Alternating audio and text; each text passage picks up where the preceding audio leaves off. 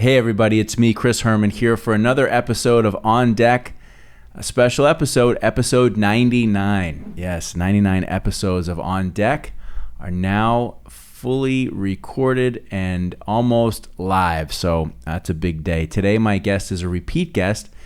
It's Jason Henry. You might remember Jason from a few months ago. Met Jason at a tantra event that my wife and I attended 4 or 5 months ago or so. And Jason is back today to share some new experiences that he's had in terms of growth and development over the last few months. And so we dive into a lot. We talk about tantra, we talk about ayahuasca, we talk about aliens just a little bit. And I really enjoyed the conversation and know that you will too. So without further ado, here we go. It's Mr. Jason Henry.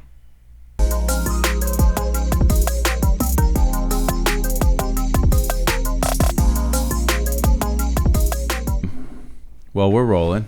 Awesome. Jason, welcome back, man. Thank you. I'm happy to be here. How are you, bud? I'm amazing. You've had some interesting experiences over the last period of time. It's probably been about 3 months? Yeah, about 3 months. And I'd have to say in those 3 months, I probably have had the biggest spurt of growth in my entire life. For those, that need the introduction, Jason Henry is you're a repeat guest here on the podcast. We did our first episode about 3 months ago, and we had met. My wife and I attended a tantra workshop that you and your at the time girlfriend were putting on, and then we did the episode. We had a really interesting conversation, and now here we are, about 3 months later, and a lot has changed in your life. So just to tee a few things up. We were just talking about, some military stuff that I'd like to get into with you at some point in time. I know you do, yes. But let's just why don't you update on everybody? Wow, see, I haven't done a podcast in like a couple weeks. I'm a little rusty. What's been going on, man?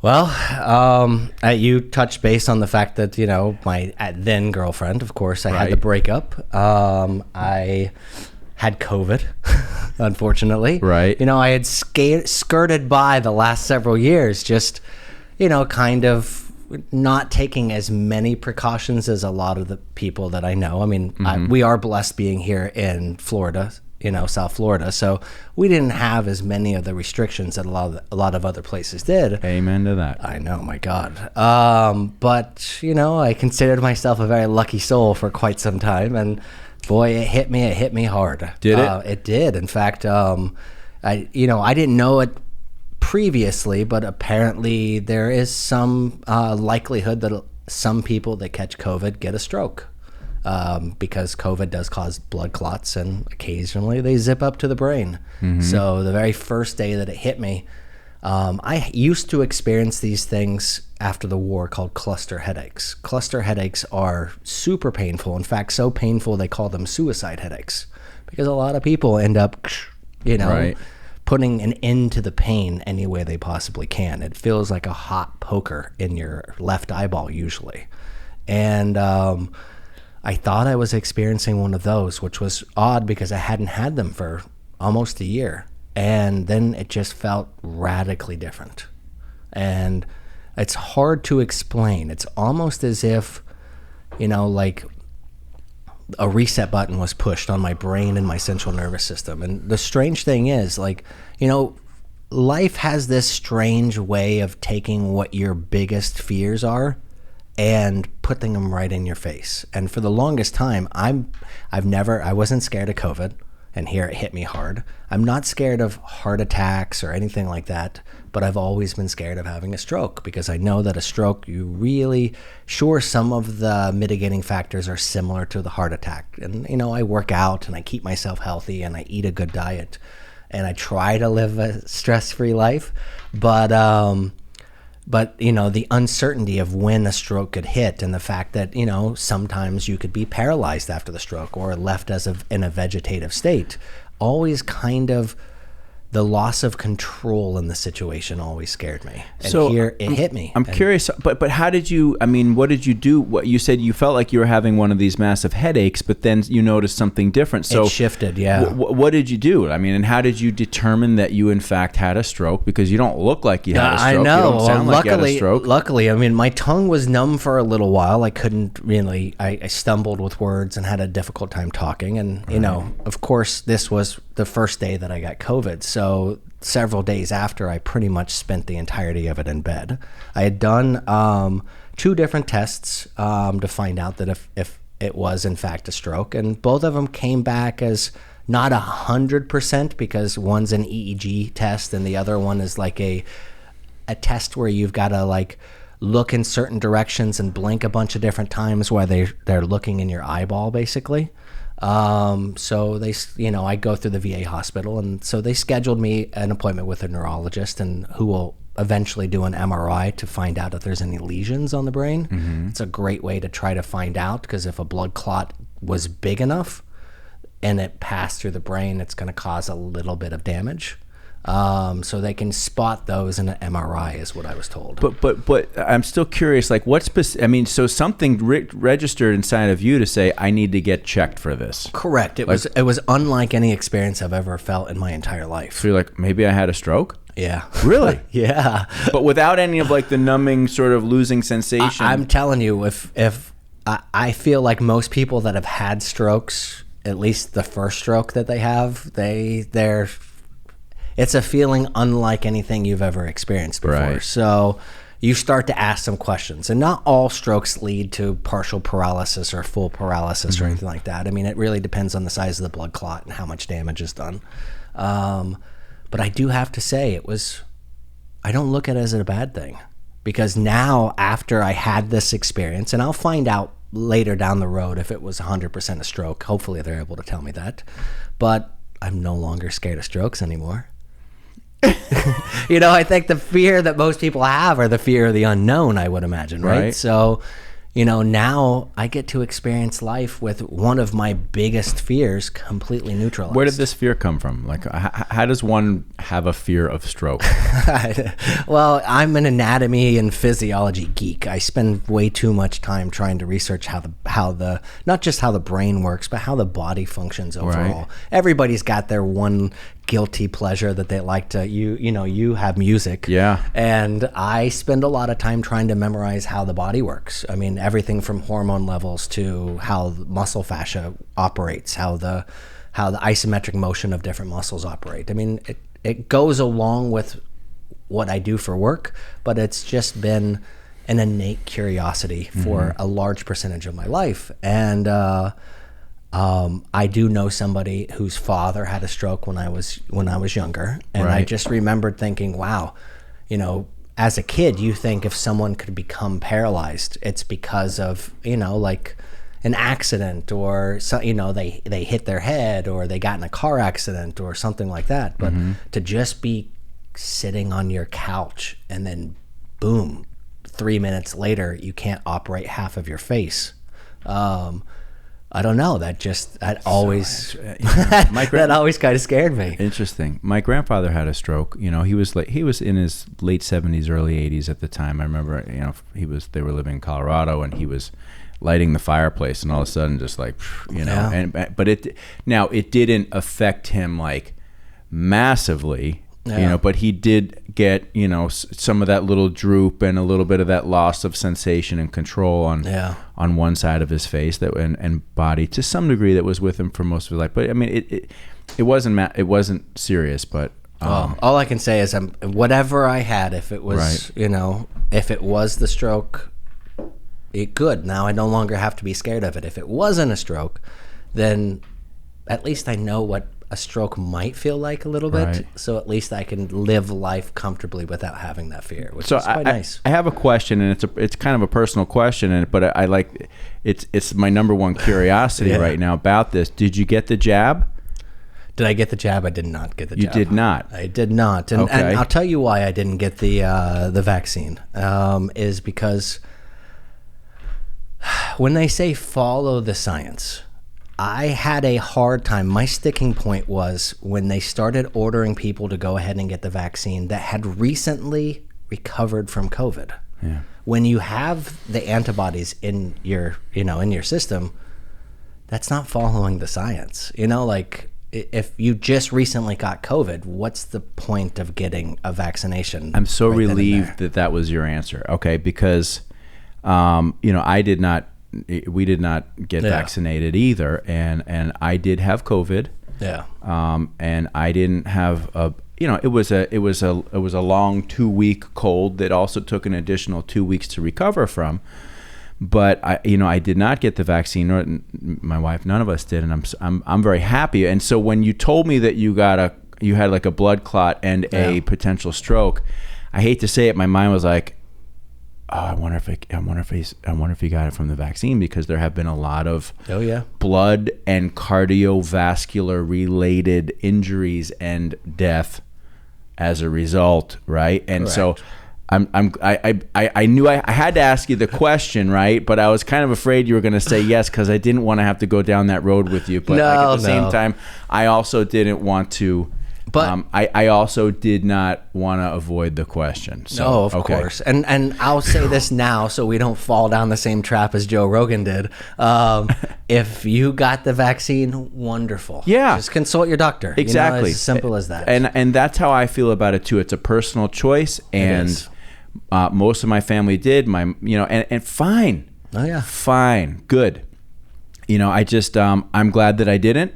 And if other people are glad that they did, that's fine. It's a personal choice. I'm with you though. This whole forcing and like that was a big stickler for me. When you say, hey, you just recently had COVID, but go ahead and get vaccinated anyway. And when there's such a push, someone's telling me to do something so forcefully, I'm probably gonna rebel. That's just my nature. So it tends to be a lot. Okay, all right, good. We made it through that. So you're healthy. Yes. You've recovered. COVID, it sucks. It does. But it's totally survivable for most healthy people. It is. Which is good. And thank God, after all this time, as a combination of, and listen, I would say clearly vaccines have made a big impact on being able to help the whole world move forward in a lot of ways, right? Please. So I've been vaccinated with every other type of vaccine. So Me too. All right, so I'm so relieved that I was like, oh God, I gotta ask this question.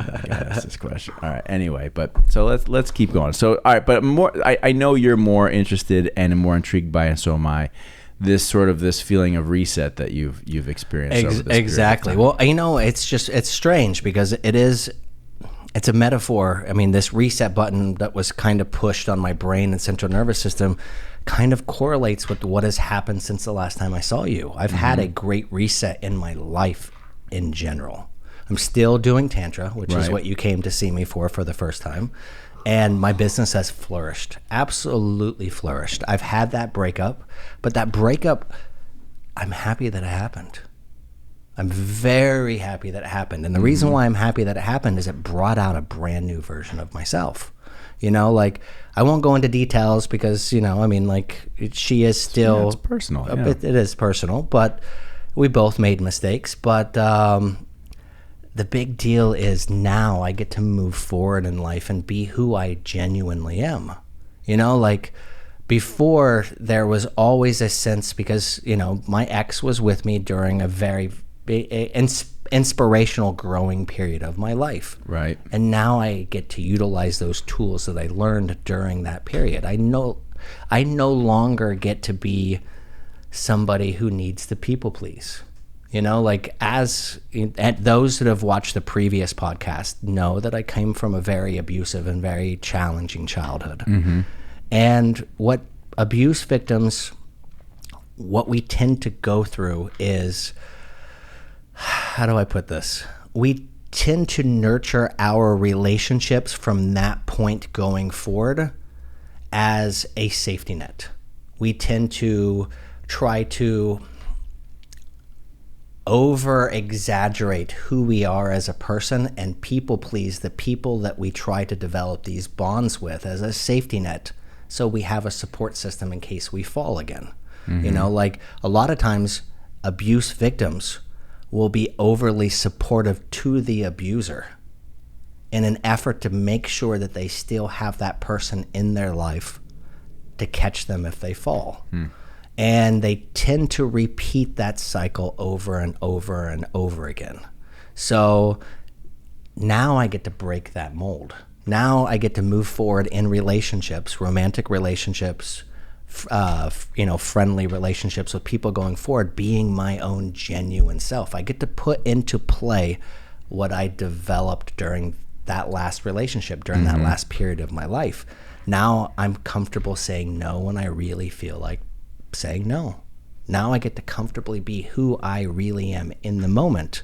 And now I get to start relationships from that wonderful space of just being who I am without having to worry about needing that person as a safety net in case things fall through. I have a friend who's been on the show a couple times, and he's gotten to this point in his life, and I admire this and I laugh about it, because he's very clear at this point in time. He'll say to me, to anybody, hey, listen, I just want you to know that, like, if we go do this thing together, right? And if I'm not having a good time, I'm just leaving. Like, don't be, like if we're at a concert or we're doing something and for whatever reason, 2 songs in, I'm just like, nah, I'm not into it. I'm just going to leave. That's not, don't take that the wrong way, but I just don't want to spend time doing anything I don't want to do anymore. Isn't that wonderful? And it doesn't have to just be for activities. What's funny is we can fail at things that we dislike doing. So if we're looking at it as a job opportunity or work opportunity, we can easily fail. Jump back up on the microphone there. We can easily fail at doing things that we dislike. So why not just spend what little bit of time you have on Earth? We just have a fraction of time. We have, 75, 80 years at most. So, and a good chunk of that is growing up. Let's go for so if you have the percentage of failure or the opportunity for failure of doing things that you dislike in life, or even if you're just doing events like your friend going to that concert, well, why not spend your time doing something that your heart wants to do? Doing something that you actually enjoy. Because then, let's say if it's in the workspace and you fail, well, hell, you just got to spend time doing something that you love. Totally. It's just so funny. I'm still thinking of this guy, and he's gotten that point, as I'm getting there as well too. When people say, "Hey, do you want to go do this?"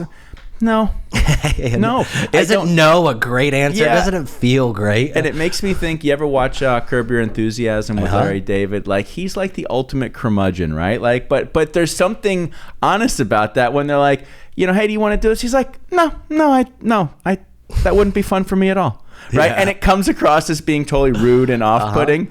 But he's being dead honest. And you know what? It's like getting to that point where you're just like, nah, I don't want to do that. Exactly. That's okay. And how often do we do that? I hate to say it, but I did that in my last relationship over and over and over again.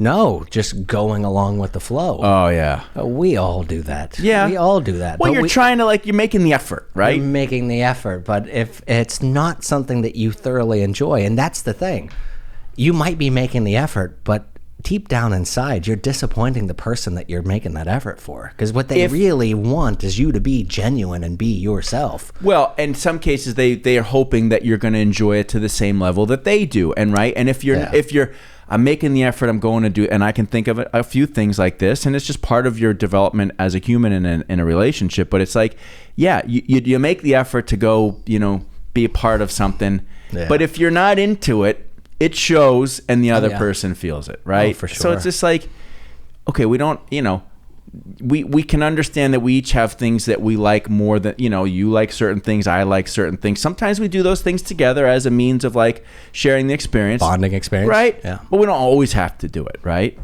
Because it's like, I wouldn't want my wife to come along to something multiple times that she's just not digging that much, right? Occasionally, if she's got a good attitude about it, let's check it out, great. But I don't expect her to have the same loves of things that I love. I mean, I could go to some shithole fucking rock club and watch some dirty ass punk rock band play once a week. I don't. CBGB in New York. That was where I spent so much time. If you say shitty and dirty, then that's pretty much the place. Yeah, that's the one, right? And I spent plenty of time there in high school. and early college years. But that's not for everybody, right? That's not for everybody. Just because I dig that doesn't mean that somebody else isn't. Oh, trust me. I know many people that be walking around with some, Lysol at that place. I never used the bathroom there. Thank God. I have, and unfortunately, you were a very wise man. It is a place. It is a horrible place of legend. But that was part of what gave it its infamy, basically. Right. You didn't have to take a shit there, did you? No, thankfully I didn't. Right? I can't imagine anybody even... I mean, unless you were just about to explode, I don't know why anybody would, because there was no stall. There was no... It was like literally like a toilet sitting in the middle of like this horrendous... I don't think they cleaned in 40 years. Oh, that's just awful. All right. Well, we didn't come here to talk about the shitter at CBGB's, but somehow we managed to get there. Full spectrum. We're covering everything. Well, that's what happens when you start to get to know somebody. At a certain point in time, you start talking about poop. It just happens. All right, what are we talking about? We were talking about people pleasing. Exactly. Yeah. I say no to that toilet. There we go. I would say no to that toilet as well. So, like since the last time you saw me, since the last time I was on this podcast, I've had this profound growth. I mean, like I said, my business has exploded. And I'm quite happy for that. I've been working on writing a book. I'm probably about 80% done with the manuscript now. Oh yeah? Oh yeah. It's about building a connection with yourself and with others around you. And of course, it's tantra inspired because that's what I do for a living. Right. But it's about finding who you are as a person. Like every single relationship that you have with anybody should start with the relationship for yourself. Just like you go and you take a flight and they give you that briefing and they say, if you're a parent, make sure you put that mask on yourself before you put it on your kid, because it's not going to be useful if you pass out and then you can't put it, on your kid, period. And so it's the same thing. Like, every relationship, whether it be romantic or not, needs to start with just figuring out who you are, figuring out what you want in life, figuring out what makes you happy, and then growing on that. Because if we're talking about romantic relationships, your romantic partner wants you to be the best quality person that you could possibly become, and wants you to thoroughly be happy with yourself. I mean, those are very attractive qualities. You would agree, right? So by focusing your relationship, not by the relationship that you have with somebody else and that bond that you have with somebody else, but by really centering that attention on the bond that you have with your own self, and doing the investment physically by staying healthy and working out, by mentally, by challenging yourself, by whether diving into work opportunities or growing intellectually by taking classes, and then also spiritually by taking some spiritual classes or doing things that you can see as a mental vacation where you're still building importance for yourself. Like those key factors stimulate personal growth. And if you don't have personal growth, then you're always going to feel like you're missing a key component of yourself and your own happiness. So by building that relationship with yourself and making yourself, I'm not saying that you need to be egotistical or you need to be selfish or greedy, but what I'm saying is like, hey, like if you have some free time, do something that makes you happy. If you have I say take at least one day a week. Take a day that you know that you can tackle things, in a light manner, and just focus on doing things like you play the guitar. Like spend some quality time doing something. Because so many people get so caught up in life and people pleasing that they spend all of their energy and focus doing stuff for other people, or they sit around on the couch playing video games. Yeah, I don't do that. I don't either. I can't stand video games. No, and I don't. I don't know that I spend a lot of time people pleasing. It doesn't mean that I don't try to be pleasing to people, correct, and understanding and whatever. But while my wife and kids were away the whole summer in Russia, I didn't go to the beach once, and we live a mile from the beach, right? And my wife was like, I can't believe you didn't go swim in the ocean. And normally I would, right? Yeah. But I have just had such a burning passion about music for a period of time now that it's It's basically the first thing that I think about when I wake up in the morning, and it's usually the last thing I'm thinking about before I go to bed, right? So now you had this free time without the wife and the kids. I was here. You got a chance to really... I was here almost every minute, either playing or tinkering or thinking about like, and like I'm crazy about it, but like, okay, is this guitar the best guitar for this song? Like constantly thinking about like our set list and crafting this thing. It's what gives me an incredible sense of joy. And I don't know that joy is the right word. I'm not like, like while I'm doing it, but I love to do it. I can spend hours playing, thinking about music, tinkering with shit around here. I like, this whole place.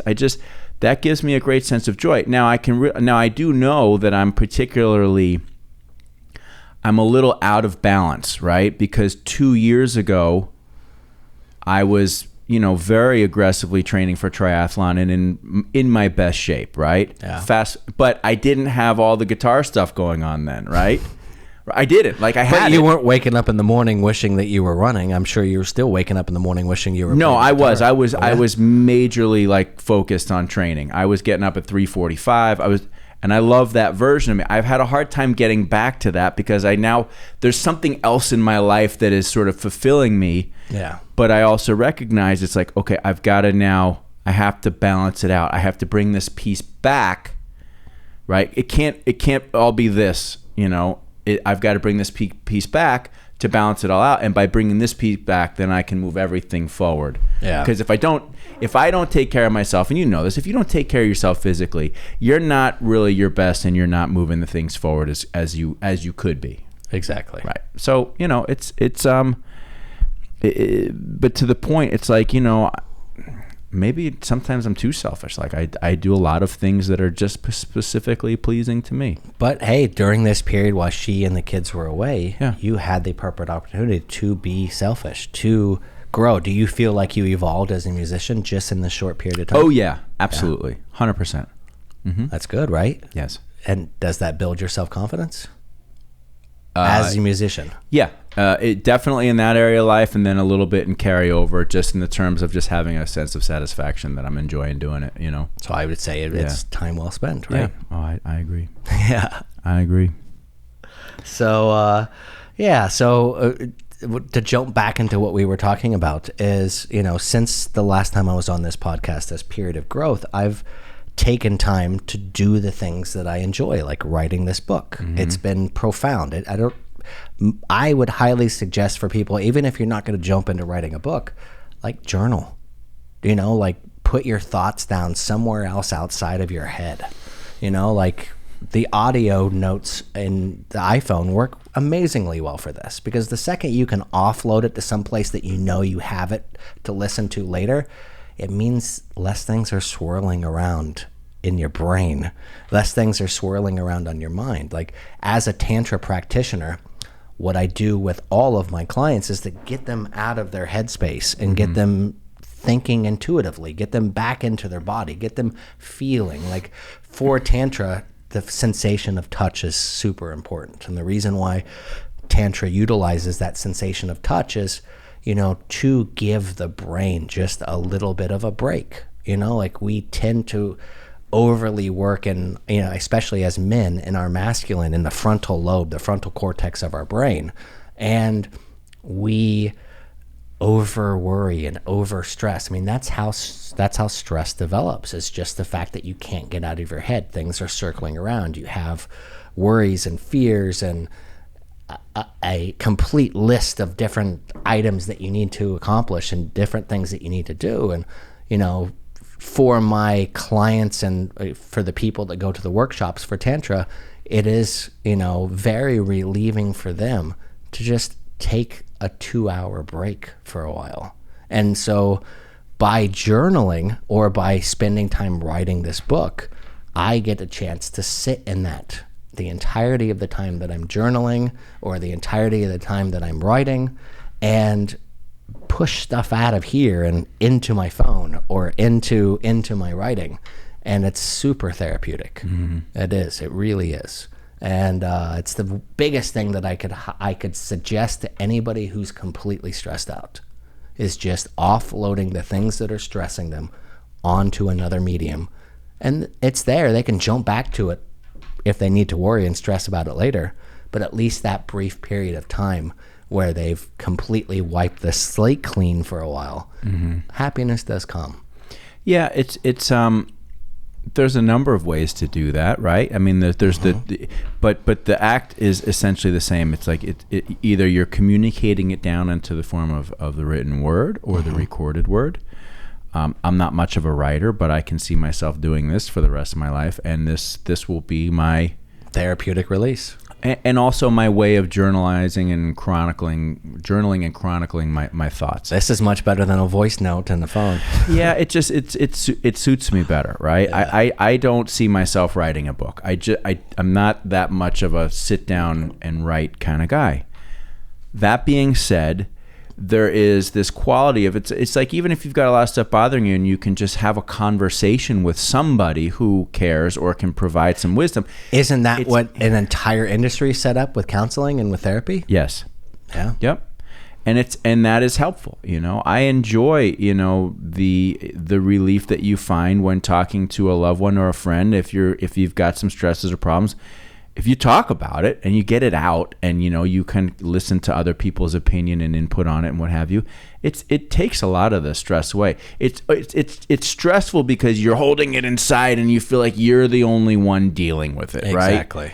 And which is nonsense, because everybody's dealing with something like that, right? Everybody. You're not like it's not a unique experience, right? Yeah. There is no, and quite frankly, in many ways, there's like no unique experience, right? No. Like, I mean, we're all a shared experience. I mean, we're living avatars, and we're playing this wonderful video game, basically floating around in these bodies, right? Our meat suits. Yeah, exactly. But we all have similar experiences, and what's amazing in life is we get to play the director, the producer, and to an extent, with the exception of family members, the casting director of what experience we get to experience in this world. We're ultimately in charge. We control where our feet take us. We control where we drive us. We control the conversations that we have and the people that we put our face in front of to have those conversations. I mean, we're ultimately in control of our own destiny.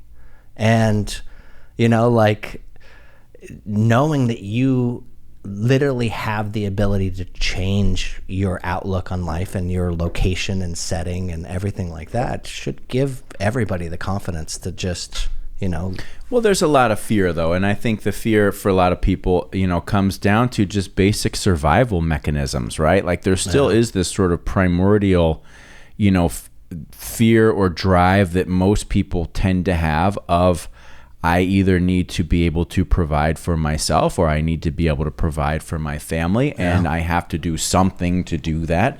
And I think that the people who find themselves most particularly stuck in things that they're just not enjoying don't know how to navigate their way out of that, because they're afraid of, well, if I were to do what I truly wanted to do, right, how will I be able to do this, and this? So that people make trade-offs on that stuff, right? We all do to some degree, right? We all do.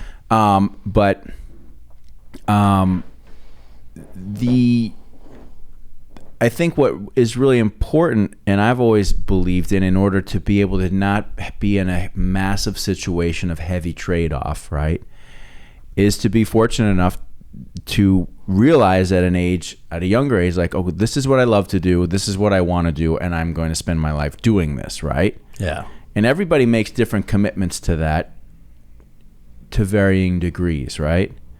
And I think that's an important lesson to share with everybody, because a lot of times people get too far down a track and they're like, well, shit, now I have the house, I have this, I have that, and I'd really like to be this, and it's hard to break away from. Where if we can train that next generation to really understand, like, you got to be responsible, you got to be productive, you got to be responsible, you got to do fucking something. Like, you can't just float around and play video games all day. Yeah, you can't just be on a constant, like, who am I journey, right? At some point in time, you got to make some decisions. But at the same time, like, try to make the decisions early on in life to be what it is that you really want to be. Exactly, because I can't think of a bigger punishment in life or a bigger prison in life is to be stuck in a rut doing something that you hate for the rest of your life. Only to pay your responsibilities, to pay your bills, Right. to support yourself or those that are around you, but every single day you're stuck in a cubicle somewhere. And but God bless the people that are stuck in a cubicle. If you really love doing what you love, that you love to do, and happens to be in that cubicle, great. But if we can get the younger population to start to figure this out and create a clear path to avoid those pitfalls, then it would be wonderful. But and I also think, there's something, there is something to be said for the people who do just sacrifice to do what they have to do. The person in the cubicle that doesn't love being in the cubicle, but being in the cubicle is putting a roof over their family's head and putting food on the table. Men and women of all sorts have to make sacrifices in order to be responsible and provide. And there is something very decent and dignified and noble about that. There is. But unfortunately, in some cases, it does drive people down a path where they're just like, they look back on their life and like, what did I do? Right? Yeah. That you don't want to end up. Well, what's funny is I actually was just reading a book on this subject. I just finished it a couple of days ago. And, what the book was suggesting was that, like sadness and depression are two different things. So sadness, of course, is, something that we all experience. And usually sadness is developed from a fear of you not doing what you need to do in a certain situation and losing something. But depression really is just a great rest for your body. I mean, a lot of times we find ourselves, again, like I suggest, that we're in this avatar. We're floating around in this human form, playing this wonderful game of life. But a lot of times we're not comfortable with what this avatar has become, or the world that is floating around this avatar. We're not comfortable in the situations that we find ourselves in. And that's unfortunately where depression and, kind of stimulates from. Okay, I agree. And I think that whatever situation you find yourself in, I believe you are 100% responsible for that. Oh, 100%. Yeah. And I take that as far as the life you were born into. I believe that our spirit, moves on, and that these lives that we live here are finger snaps in time that are opportunities for us to grow and develop and experience certain things in order to be able to grow and develop our soul, which is on a much longer journey, right? Oh, of course. And so, a lot, and I think that sometimes a shitty life might be a necessary medicine for a particular soul. It is. And a shitty life also, but people don't realize is sometimes the same events keep smacking them in the face. If you have a shitty life, great, because guess what? Like, you are experiencing what we are existing for. And these problems that keep existing in your shitty life, right? Like, you continue to get the opportunity to be creative and figure out a solution around those. Choose a different path. Exactly. But nobody wants a flat roller coaster. Those are boring as hell. Right. You want something that's got a lot of peaks and a lot of valleys. But not everybody understands that, and I could be dead wrong, and we could be sitting here talking about this, and we could be 100% fucking dead wrong, right? Yeah. And that would be okay too. But the point is yes, like we are faced with these challenges. You said something like your biggest fear is often like the thing that you have to face on a regular basis, and that is true. And then the question is, okay, well, what decisions are you making in the face of that, right? And are you doing what needs to be done in order for that thing to no longer be a fear? Exactly, because guess what happens if this thing keeps smacking you in the face and you pass it off to somebody else or you ignore it? Well, guess what? It's going to continue to do that. But when you figure out a creative solution around it, now of course, you've grown as a person. And, life has a way of continuing to put these problems in front of you until you figure out how to accomplish or defeat them. I mean, it's just the same thing in battle. Like, now you've defeated that opponent, and now you can worry about the next thing. Right. And, once you continue to grow and you, as a person, trust me, those situations, that shitty life is probably not going to keep smacking you in the face. I'm curious what you think about this, because you talked about kind of a definition for depression. And listen, first I want to say, obviously I am not a psychologist. I'm not a doctor. I don't know what I'm talking about other than expressing my opinions that have been generated over the course of my experience, right? Yeah. To me, depression is anger towards it, turned inwards, right? I think a lot of people, and I've felt it at times too, feel depressed because something about their life or things aren't going the way that they want them to go, right? And maybe they don't have the capacity to fully understand in that moment, well, I'm actually making the decisions that are creating this situation that I don't like being in, right? Yeah. And I think overall people don't like continued failure. They don't like feeling that they're getting further from their goals as opposed to close. Yeah. They don't like relationships that fail. All of these things that people experience as pain and sadness, none of us really like that, right? But for a lot of people, and I'm going to be very clear, I am not saying that there isn't some sort of clinical depression that is a chemically induced state. I don't know, right? But what I do know is this, is that a lot of people continually choose to exist in a world that is depressing to them. It's not what they want it to be, right? Yeah.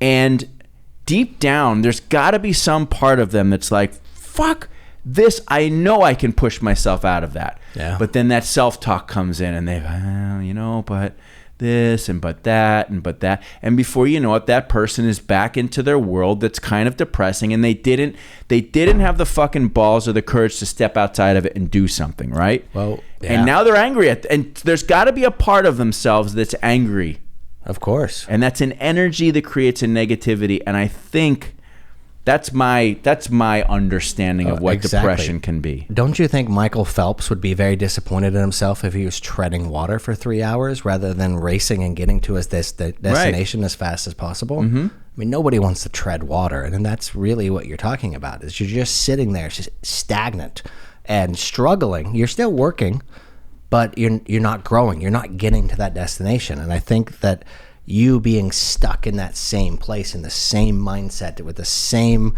outside influences smacking you in the face, that does lead to that depression. Well, and I know that, with myself, we were talking about the physicality thing. I've let that go.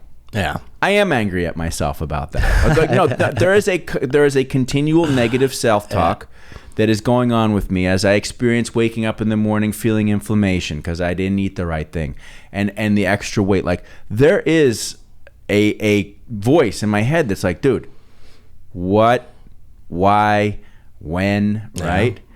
And I think I am sometimes foolishly waiting for this dose of inspiration. And right at the end of the day, certain things, the inspiration is not coming. You got to just fucking gut through the shittiness to get back on the track, where then that thing becomes a joy again. Right now, riding my bike, running or swimming, not a joy at all. It's a misery. What, no triathlon? Not right now, right? Yeah. But at the end of the day, it's you're either going to do it or you're not. Correct. So I'm talking about myself as much as anything, as we all always are. I guess a lot of people watching this are probably going to be able to relate, because the same thing that you're talking about with yourself is the same thing that's relatable to every single person on the planet. We all deal with the same issues. Sure, some might deal with more extreme cases than others, but in essence, we all have the same influences in life and the same things that float by our existence, the same troubles, the same difficulties. Varying different degrees for certain people, but they're all there. We are all living the same life experience. Yeah. Right. Okay. That's a perfect segue. So I know what you want to talk about. Yeah. Well, maybe you do. I don't know. So let's talk about this. Let's call it this continued ayahuasca ceremony journey that you've been on, and then the recent, let's call it new ingredients into the what's funny is I'm actually doing ayahuasca tonight. Good in grief. Homestead. Yeah. Right? So I had, before I got COVID and before the possibility of the stroke, I had done an ayahuasca retreat, an amazing organization that's based in Homestead, very Native American. I mean, ayahuasca is completely legal by a Supreme Court decision for a Native American church. Right. It is a religious ceremony. And so this is a Miccosukee gentleman, and his entire family. I'm telling you, I did 2 nights in a row. They probably have a family of I swear, 15 people. And they're wearing their Native American headdress and complete garment. And I have been to ayahuasca ceremonies before, and they were all joyous and wonderful. But this felt so authentic because here they are, the chants that are done in my previous ayahuasca experience. And shout out to Shaman Omar. He's an absolute amazing soul, an amazing ayahuasquero. But the same chants that he memorized for these ceremonies are the same sort of language and dialogue that this family, when they talk to each other, they don't talk in English. They talk in the Native American language. Right. And so it was amazing. I'd say both experiences for both different nights were about 50 people at each one of them. They hired amazing musicians. They had somebody that their job was just to keep the fire going all night long. It's centered around a fire. They separate the men and the women, and at least initially, and they do a bunch of really interesting ceremonial things like chanting and spitting on you.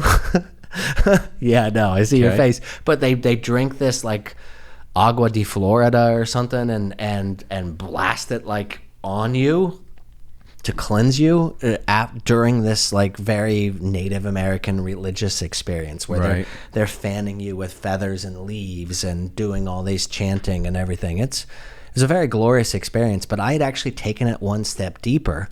And on the second night had wanted to go as deep as humanly possible. And I had been reading a lot about Terence McKenna. He is how do you say this? He is one of the fathers of psychedelic experimentation and psychedelic research back before they started putting things on the banned list in the United States. I mean, for those who don't really know the history of psychedelic research, back in the 50s and 60s were the golden age. I know that LSD and magic mushrooms and things like that, for a lot of people that may be watching this podcast, they look at that in fear, but there were very profound therapeutic uses for those where they did a lot of psychotherapy. I mean, the hippies kind of took it and ran with it, and unfortunately just kind of brought it a little too mainstream, especially during a time that we're fighting in the Vietnam War, and it affected our drafting results and the population of the war. You're dealing with a society that were coming off of World War II, where they felt like the effort of everybody needs to be involved in going to war. And when you have a counterculture at the time that is anti-war, it doesn't vibe. So of course the government took the ability for that continued growth in that research away. But Terence McKenna was one of those forefathers in that, and he had talked profoundly about doing ayahuasca and psilocybin mushrooms at the same time. He had the deepest, most profound experience, but his main problem was he did a little too much, and it scared him away from doing psilocybin mushrooms again for the rest of his life. And so I decided, at that point was my 11th ayahuasca ceremony. And I consider it this very sacred number. I'm born in November. So given the current events and the big drastic shakeup and change up in my life, I wanted to go deeper. So I asked and combined both of those. And I went deeper in that experience than I've ever gone in my entire life. I literally felt like I had achieved Buddhist nirvana. I had the ability to meditate, and I meditate all the time. I meditate almost daily. And I find since the war, it really helps center me as a person. And since my traumatic youth, bubbling through my through my subconscious, I find that meditation helps recenter me and bring me back to me. But most people, when they think of meditation, they think about finding a quiet place and tuning out and stopping all outside influences from affecting what they're trying to do while meditation. And while during this ceremony was going on, and while I was under the influence of both of those combined, I hit a moment in time where I was able to meditate at the deepest level and turn up the volume of everything else around me and still operate in that space with that same level of concentration. It was something that I was previously unable to do. And it is one of the qualities which makes, and I'm not Buddhist by any means, but just because I meditate doesn't mean that I follow every Buddhist philosophy, but I'm interested in these things. And what most people think of Buddhism as a religion, it's not necessarily a religion. It's a way of life. It's a way of life about following the middle path, about avoiding extremes. That's why Buddhism has this description of like a steering wheel. It's about controlling your path. And during my meditation, during these ceremonies, I felt like I had achieved what most Buddhists try to achieve to become Buddha. To become Buddha, there's been many Buddhas. You know, we're not talking about just the first Buddha, but Buddha is like, it is a title that's given to you when you've reached nirvana. You know, it's not just a band name. It is the ability to live in the subconscious and conscious, basically providing yourself a space mentally for heaven on earth. It is a level of enlightenment that most Buddhist practitioners try to reach to. And one of the qualities is to be everything and nothing at the same time. And in meditation, you know, most people try again to block, you know, all distractions. But to sit there and meditate and turn up the distractions and still reach that same pinnacle or even deeper is something that is one of the qualities that it takes to become Buddha. And I was very, very happy with myself that evening. I'm going to try to accomplish that this evening as well. Yeah. You going to do the same recipe again tonight? Do the same recipe. I honestly don't think I'm ever going, if I ever do ceremonies again in the future, I don't think I'm going to deviate from that. It really made all the difference in the world. Yeah. I think most people, let me back up. I have not done ayahuasca. I would. Tag along tonight. Let's change your world. No. That's not a last minute. No, you haven't had time to prepare yourself with a diet. You have a diet that leads up to it and things like that. Yeah, that's a big decision. And by the way, for anybody that does ayahuasca that's seeing me drink out of this teacup, because part of that diet is to avoid caffeine and to avoid tea, right. I'm drinking peppermint tea. So luckily for me, that's not going to affect my experience. I tried to ply you with caffeine, but yeah. I have had a few, you know, experiences with psilocybin mushrooms, you know, a good time ago. Every one of them was extremely positive. But I would also say that I was, you know, late teens, early 20s, and so the takeaway was different at that stage in my life than I would imagine than it would be now. And yeah, you definitely have much more experiences and many more emotions in play now, because psilocybin mushrooms, they're very emotional based. Right. They very much amplify the emotions that you need to express at that particular time to get them out.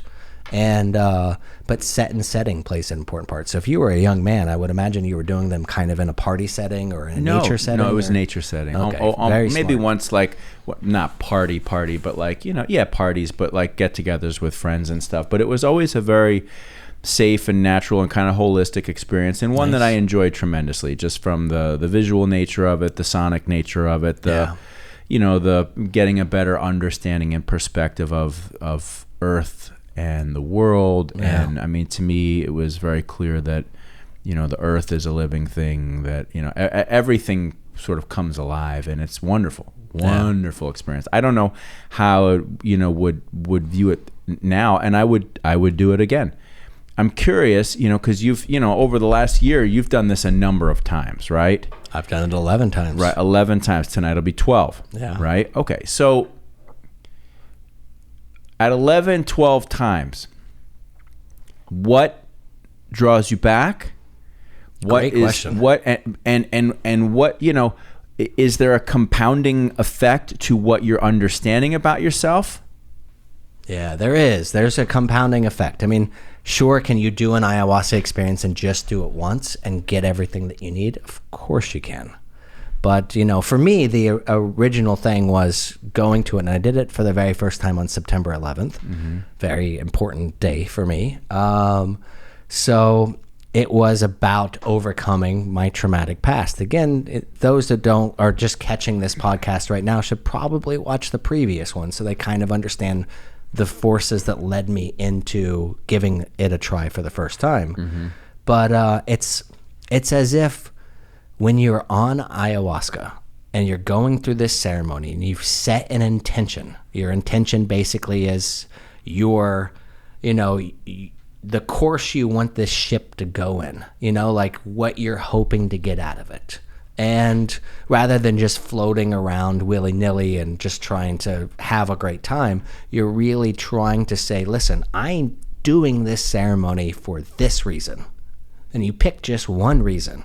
And you want that problem to present itself during the ceremony so you can figure out a way to be comfortable with it or to move past it. And, as you know, I've had a lot of experiences in my life that I want to move past, right? That I want to grow from or I want to learn from. And so that's the reason why I've done it 11 times. Like, sure, the experience is amazing while you're under it because you get to experience life with no restraints. You get the entire energy spectrum, life spectrum that you possibly can experience for a few hours at a time. It's almost as if you're transported to another universe and you're floating around in an ocean, and that water is the most immense love and knowledge of your life. I use this analogy thanks to my wonderful friend Tabor for telling it to me. But it's as if you get to leave and come back with a tablespoon of that water that you get to live every single day. And I keep wanting to go back and getting more tablespoons of that water because, it's not just about going to that experience and enjoying the moment while it is, but integrating afterwards helps you develop who you are as a person. Every single time I've grown substantially since doing the ceremony. Every single time. And who doesn't want to continue to grow? Now, I've continued to grow with other means. I'm reading or listening to a massive amount of books. Now I no longer even drive in the car without listening to some book, audiobook.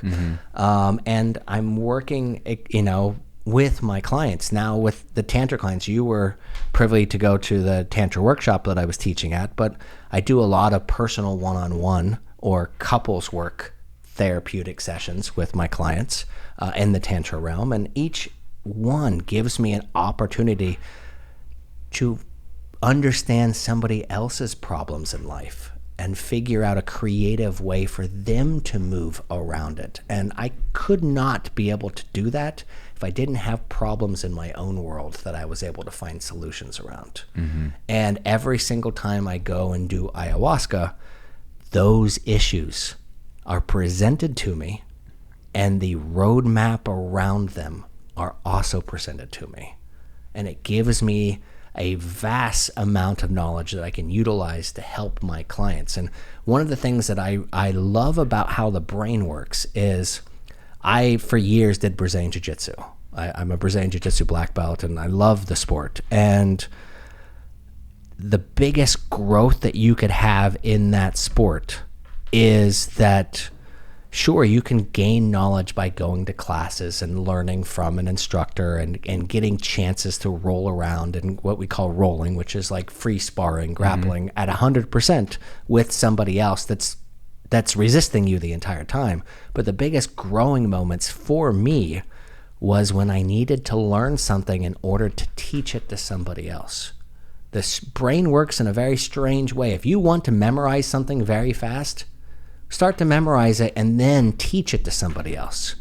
Because once the brain switches from handling the knowledge and soaking it in to needing to tap into that knowledge that's sitting in your brain and transmute it out your mouth and convey it to somebody else, it utilizes a different part of the brain. And when you start to utilize that part of the brain, your frontal cortex, when you have to figure out a way that you can spit that knowledge out in a very digestible form to somebody else, that's when you truly understand what it is.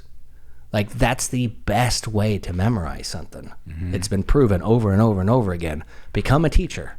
Teach somebody. You know, you don't have to sign up and start teaching a class, but if you really want to know something and you have kids, even better, because they need to learn any sort of knowledge they possibly can. But just like study something and then put the books away and take that knowledge and present it to somebody else. Once you've presented it to somebody else, and for me with my tantra work, I present it to somebody else as a creative solution for them to work around their issues. Well, it's the best way for me to memorize something, the best way for me to utilize that for other clients down the road. It's profound. It's wonderful. And each time I go to these ayahuasca ceremonies, I get to sit down with the best tutor in the world to teach me all these wonderful things. It's almost as if Mother Nature is teaching me. It's almost as if this goddess-like form is sitting there with me and saying, listen, these are the problems that you've faced in life, and this is your roadmap that you could have done things different, or congratulations, you did this one correct, or hey, why don't you give this a try? And this will be your way that you overcome it energetically and mentally and physically, so you can move on and grow as a person. And every single, all those 11 times, it's like I've gone to Harvard every time and I've learned from the best professors. It's amazing. It really is. Interesting. That's a great way to put it. And when I combine, because everybody calls ayahuasca Pachamama or Mother Earth, it's as if you're learning from the first mother in history, like this godly goddess mother-like form who's comforting and loving you and showing you the way.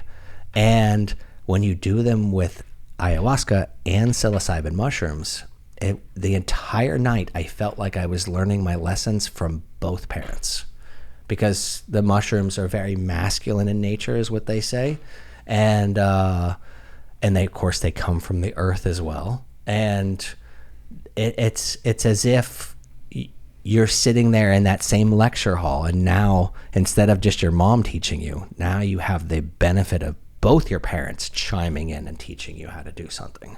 And that's what made it the massive difference. I mean, what most people don't realize is these mushrooms, you know, there are 3 orders in the world. There's the animal kingdom, the plant kingdom, and, you know, the, what would you call it? Mushrooms are coming from the fungi kingdom, I guess. So 3 kingdoms. Mushroom material outweighs, the mushroom material that's on this earth outweighs all the animal material, all the cellular animal material, all the animals combined. I'm talking insects, I'm talking humans, I'm talking cows, I'm talking crocodiles, I'm talking every animal that's living right now. And you combine that with the mass of all the world's trees, and you put those together, well, guess what? Fungi still outnumbers in total volume, still outnumbers us. The oldest living organism on Earth, a fungi. The largest living organism on Earth, I believe it's in Oregon, is a fungus that lives underneath an entire forest. It's all one fungus. They're all interconnected. It's like a superhighway, a network. There's a really good documentary called Fantastic Fungi that's on Netflix. I think I've by seen it. Dr. Paul Stamets. This guy is a super genius who wasn't trained in dealing with, learning and teaching, fungus and mushrooms, but he is the world's leading expert on it as an amateur. He was trained and educated in something else. But is this the documentary he's that a talks mycologist, about that's what he how is. that there are these almost like nervous systems of fungus below the forest that are used as a means for the plants and trees to communicate with one That's another? the exact same one. That's fascinating. Isn't it great? Yeah. And so it gets you to think. I mean, there's a reason why this these mushrooms, this fungus, has this special property. And this special property, there's an entire evolutionary theory called the stoned ape theory. Have you heard that? I think so, yeah, but refresh me. So they believe, the human brain over a small period had a vast evolution in brain size capacity. And they tailor it down to a possibility of 2 things. One, cooked meat. When you cook meat, It starts to, the fat molecules and the protein molecules. There's a change, and that over 1,000 years, just the extra that change in those proteins help change the course of the evolution of a species. The same thing for mushrooms, and we're dealing with, for those that are creationists, you might want to close your ears right now. But for those that are evolutionists, we came out of the Great Horn of Africa. And on those plains, even to this day, you've got massive herds of animals. What do animals do that are eating plants all day? They shit. Here we are talking about shit twice in one podcast. Mm-hmm. They shit. Well, what grows out of that shit? Those mushrooms. Yeah. Well, before we were these amazing hunters, before we had tools, bows and arrows, before we had spears, before we had even clubs, we were scavengers, just like wolves, just like hyenas. We relied on other animals to make the kill, and then we would pick those bones apart if we could chase those animals away. Well, if these early humanoids, these early hominids, are walking around a plain full of tons of animals that are producing tons of manure, that are producing tons of mushrooms, and they're picking things off the ground to try to find out if they're edible over thousands of years, well, there's a very good likelihood that they're picking up these mushrooms and having these experiences. And so the stoned ape theory, for anybody that, is inspired to want to research about it, there's and I'm an idiot. Trust me, there are many more smarter men than me that have figured this out and have done the actual research on it. They believe that mushrooms contributed to that explosion in our brain size, because we were ground-dwelling primates, and just in the same manner as gorillas. That's the reason why gorillas share a large DNA percentage to us compared to some of the other great apes. Yes, or continue. We're a crossbreed. Aliens came down, and I'm not saying that there's a good likelihood about that. I'm not saying that this stoned ape thing didn't contribute to a continued sense of evolution, but there is a clear demarcation in history when we went for literally thousands of years living in caves using stone tools and the most rudimentary basics of communication, and then literally it's almost like overnight there's a massive flourishing of the human species on the planet Earth, back to the Fertile Crescent, and it's like all of a sudden you have written languages, cities, civilizations, governments, education. It almost overnight. Oh, you're right. I mean, we really kind of leave that gap between Neanderthals and Stone Age to early Mesopotamia. Nobody really talks about the bridge that happened between the two. Mm-hmm. But we've got, I can't pronounce it, Gehegli Tepe or whatever, that lost civilization that they had found that predates Mesopotamia, that has these amazing stone carvings and amazing, precise carvings. I don't know. I mean, I believe that's a possibility as well, but we'll never truly know. I could watch as many ancient alien documentaries on the History Channel as I possibly can, but I mean, I don't know. Maybe a cultivation of those three things. Maybe it was meat, mushrooms, and aliens. Could be. I mean, it could be a large. Yeah, listen, I mean, it's never one thing. There's always a number of ingredients in any recipe that cause. I am a believer in that extraterrestrial life. Oh yeah, absolutely, and I am a believer that that our species is a genetically engineered species. That's what I believe, right? Based on what I've read and what I've been exposed to, that's what I choose to believe at this point until some information comes along and either suggests that that's not accurate or otherwise. That's where I operate, and I believe in God. I believe in a lot of I believe in a lot of the basic fundamental things that are considered regular, right? Yeah. But when it comes to the creation and evolution of our species, that I do tend to fall into that camp. Yeah, I mean, I gotta say, I mean, I'm firmly in the stoned ape theory thing too, but I've watched and I've read Chariots of the God. Amazing book, and of course they've got the video documentary about it as well. Graham Hancock, I think the author's name was.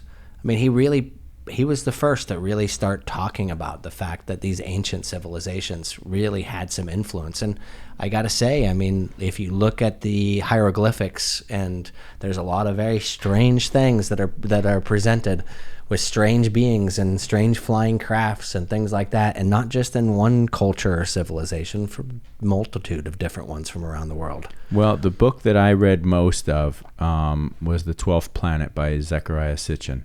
Okay. And he's, some people think he's the greatest, other people think he's a total fraud. I mean, just go figure. Yeah. But he was a scholar of the ancient languages, and he was able to, his thing is that he was able to decipher and translate, the ancient texts in cuneiform that were found in Mesopotamia and Samaria, and told of this, this story. And so that's one of the pieces of information that that has helped shape my thought process on this. But again, it's just like we all have our viewpoints and our opinions, and I love the number 12, and I hate to say it because I don't mean to be looking at my watch, but unfortunately I have a call at 2 that I have to be on.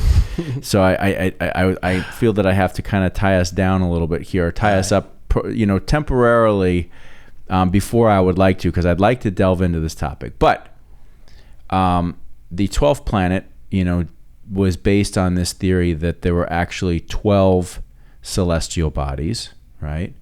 And that it counted in our solar system. Let's see, it was the Sun, Mercury, Venus, Earth, Mars, Jupiter, Saturn, Uranus, Neptune, Pluto. I think they counted the moon in there and one other thing, but that there was a larger... Yeah. No, there was 11, right? But the 12th planet was a much larger planet that orbited through our solar system on a large elliptical path. I see. And that's where the great civilization lived, right? And and this whole story, talks about how Earth was formed, how the asteroid belt came to be, how plate tectonics and it's more than just alien stuff. But that really grasped me. But I know what I'm going to be Googling and listening to on the ride back home. Yeah, check it out. And there's a lot of people that say it's all horseshit, and maybe it is. But we all choose our stories that. But isn't that what life is great about? I mean, right. like, we're creative thinkers. I mean, we can't always just accept the narrative. I mean, trying to figure these things out. Mm-hmm. Just like you playing the guitar while your wife is away and worrying about and stressing, like diving deep into making yourself a better musician. Hey, sometimes it's great to have a hobby, or it's great to have something that you're like, hey, I want to really dive into this and try to get a good knowledge of it, because creative thinking is important. So I share this with you today on the day of your 12th journey. I share with you this concept of the 12th planet, written by Zecharia Sitchin, and I'll visit that 12th planet tonight and take a look around. I'll tell you what I find. I look forward to hearing the reports. And again, I hate to wrap us up. I really don't want to, because I think there's a lot that we can talk about. But I also need to provide proper time for me to transition back into my day job. I understand. As a advertising guy for the retail car business. Makes sense. Jason, I appreciate you, man. It's been nice spending more time with you, and I look appreciate forward it as well. And I wish you a very safe and spiritual journey this evening, and may it continue to reveal what it is that you are learning about yourself. Thank you very much. All right. I'm happy that you had me out today. Great. I appreciate it. Cool. Thanks, Jason. Till next time. Thank you very much. All right.